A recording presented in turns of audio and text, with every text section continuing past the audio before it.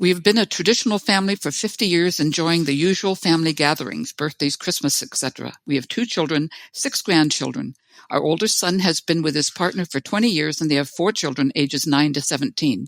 In the last 2 years, our son helped a woman who was in an abusive relationship, and she and her son became part of their family. It became apparent last year they are now in a polyamorous relationship.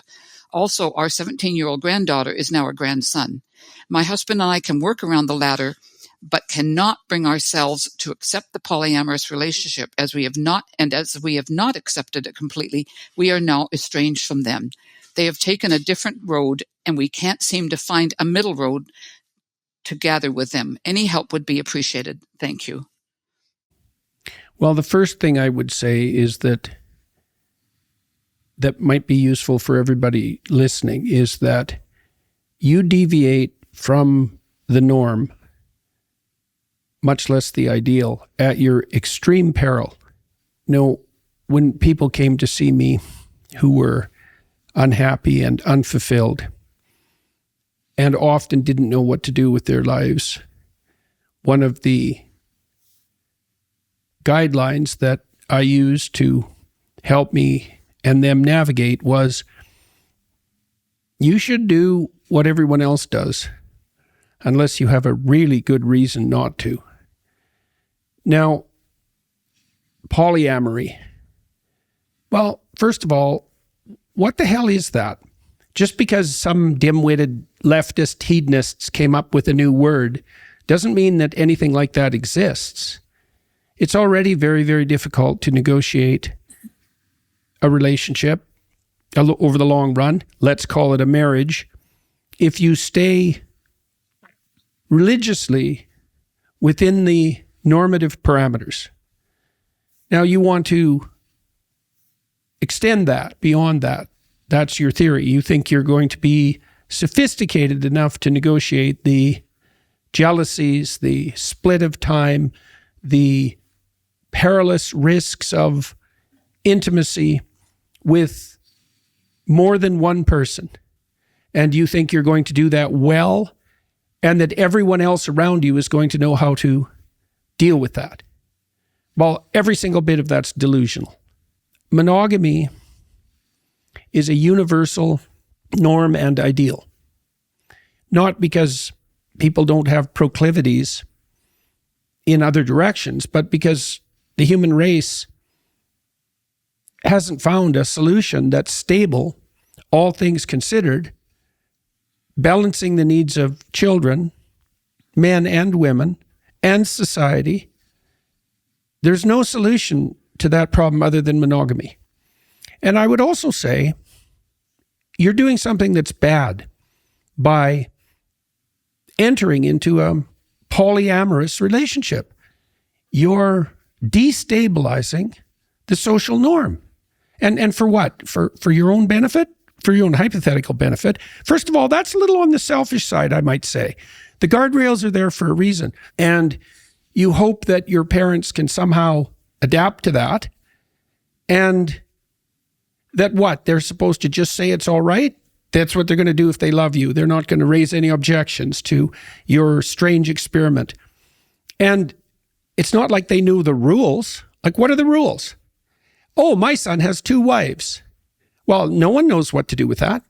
And so what that generally means, if you're exceptional, is that people aren't going to have much to do with you because you're too damn much trouble. What would you do if I had been in that situation? Like, is a bit of it dependent on how old they are? Like, if these are people who are, I don't know, mid-20s maybe, and they're like, I'm going to give this a shot. I can do it. I'm one of those people that can navigate basically an open relationship. Like, what if I had it in my head that was me? Would it be like... I think I would have fought with you until I knew what the hell was going on. Like, that's my general proclivity.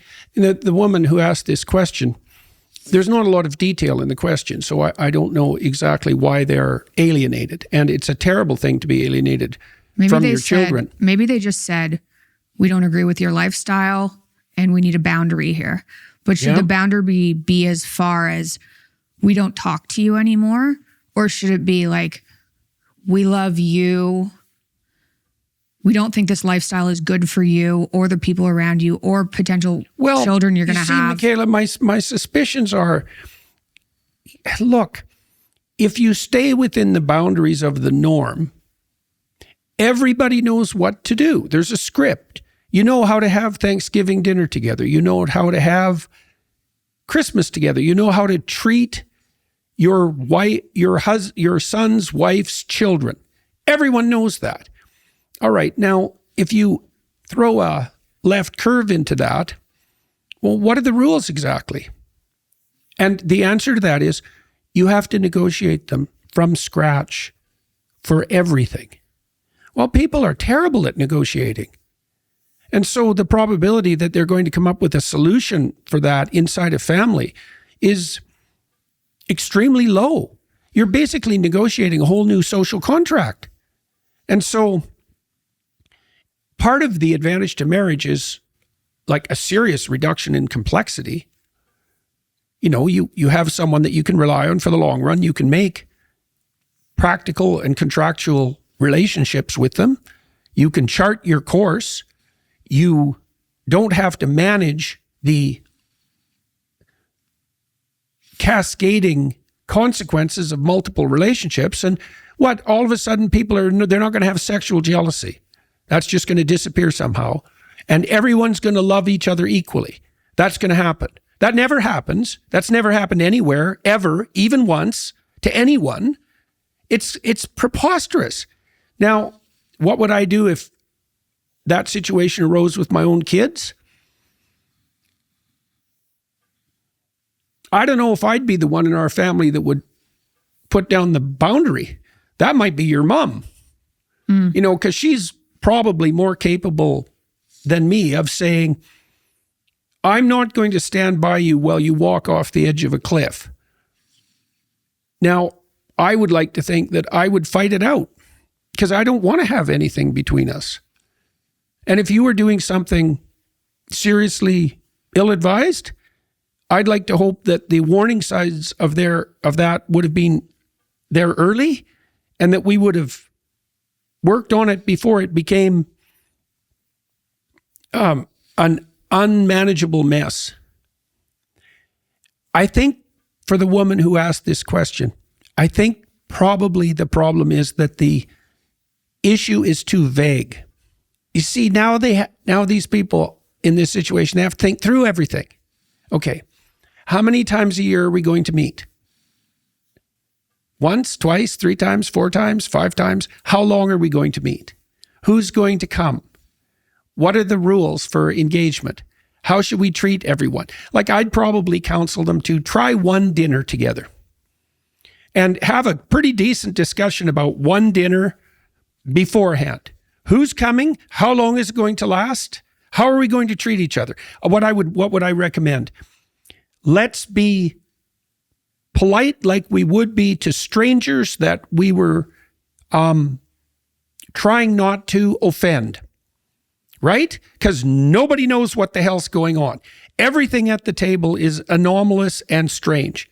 And so maybe you meet at a restaurant, because that's kind of neutral territory. Yeah. And maybe you meet for an hour or maybe half an hour or 45 minutes, something like that. And you hope that it doesn't go horribly. And then if that worked, well, if that didn't work, then scale down. If it did work, well, then maybe you could try something a little bit more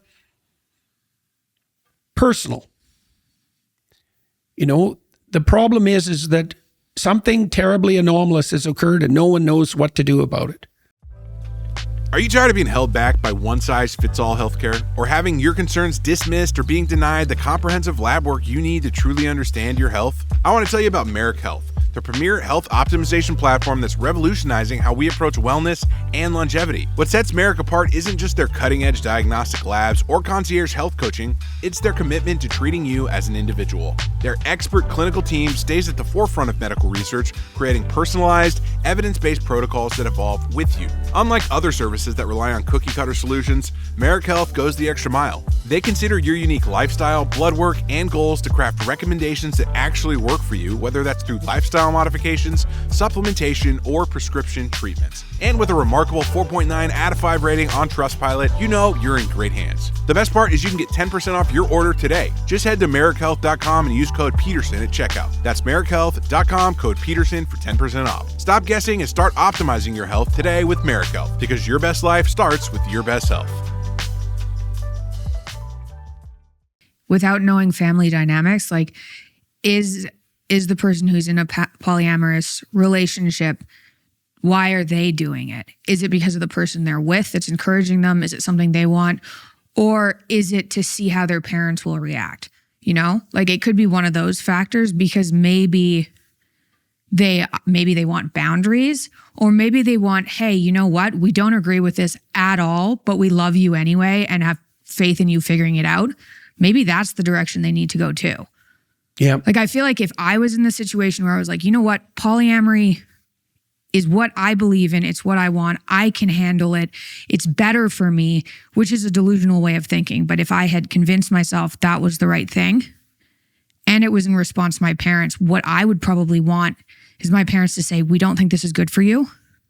You know, it's not about us. We don't think this is good for you and your family. And we're here when you figure it out. We're not going to encourage it. And we don't like it, but we're here. Okay, I have one more thing to say about this. People like false adventures. Yeah. And false adventures are excitement without responsibility. And what you want to do within the confines of your marriage is find adventure in the marriage responsibly. I mean, there isn't anything better than a sexual relationship with someone you actually love. There's nothing better than that, period. The end. And so if you're not getting that excitement and adventure within your relationship, that's what you should be working on. And that's going to be hard. Like, in order for that to happen, there has to be nothing between you. You won't trust each other. You won't let each other go. You won't let yourself go if there's anything between you and your wife, let's say. And you're going to reduplicate every single bloody problem that you had with your wife, with this new person, in all likelihood. People are indefinitely complex. And if you have put your wife in a pumpkin shell and she's not very exciting, then so you have to find someone new. Maybe you could try being a little more sophisticated and using a bit more encouragement, a little more daring, a little more dreaming, some lingerie. You know, clue in, seriously. All this nonsense. The New Yorker does this all the time, the magazine. Polyamory is the new in thing. It's like there's no punishment severe enough for people that stupid, except the consequences of their own idiocy. And this is what these parents are afraid of. They're afraid of it, and their children involved. This is not going to work out well. It's never worked out well.